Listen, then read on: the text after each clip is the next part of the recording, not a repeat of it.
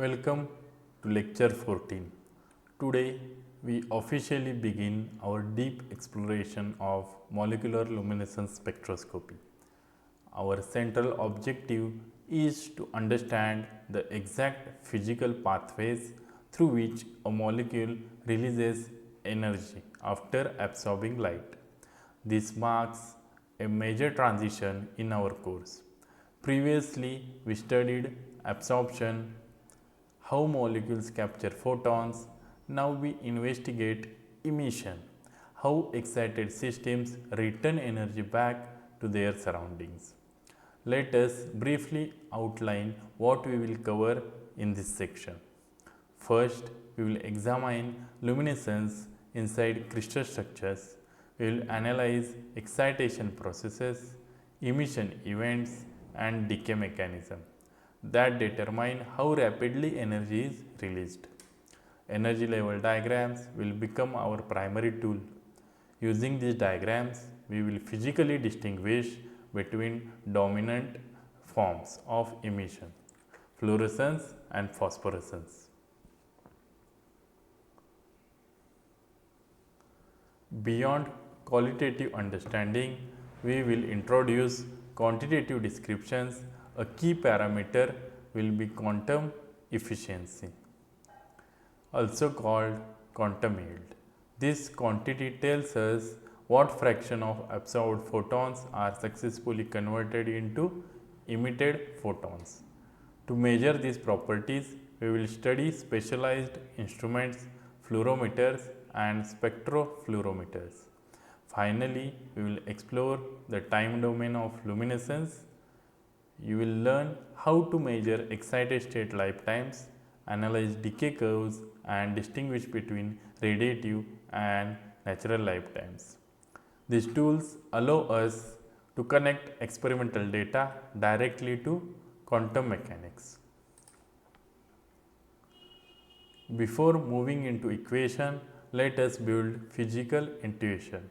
Look at the image displayed. You see several vials containing different chemical solutions, each illuminated by an UV light source. Although the excitation light is invisible to our eyes, the solution glow with different visible colors: deep blues, greens, oranges and bright pinks. This phenomenon is molecular luminescence. What is physically happening? The molecules absorb high energy ultraviolet photons. This absorption excites electrons to higher quantum states. Inside the molecule, rapid internal conversion occurs. Then molecule emits new photons at lower energy. Lower energy means longer wavelength, and longer wavelengths fall within the visible region. The emitted color is not random. It is dictated entirely by the molecule's quantized HOMO-LUMO energy gap. Each molecule structure possesses a unique energy spacing, therefore each solution emits a characteristic color. Let us now establish a precise definition. Luminescence is defined as the emission of light from a substance after excitation by an external energy source. Notice the distinction between traditional spectrophotometry. In absorption spectroscopy, we measure light that is removed from an incident beam. In luminescence spectroscopy, we measure entirely new light generated by the sample itself.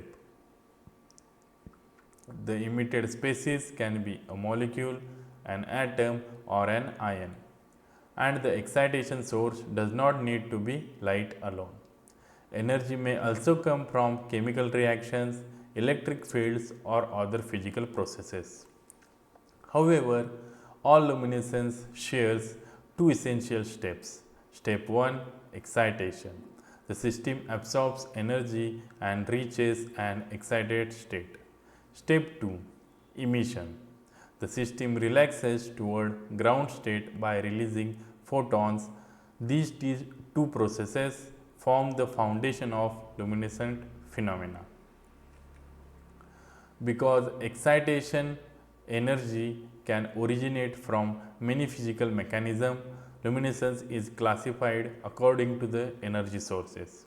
When excitation occurs through incident photons, we call it photoluminescence. This is primary focus of our course. Photoluminescence itself will later divide into fluorescence and phosphorescence depending mainly on electron spin states, but luminescence appears in many other physical systems.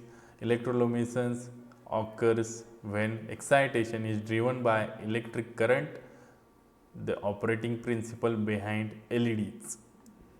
Triboluminescence arises from mechanical stress or crystal fracture.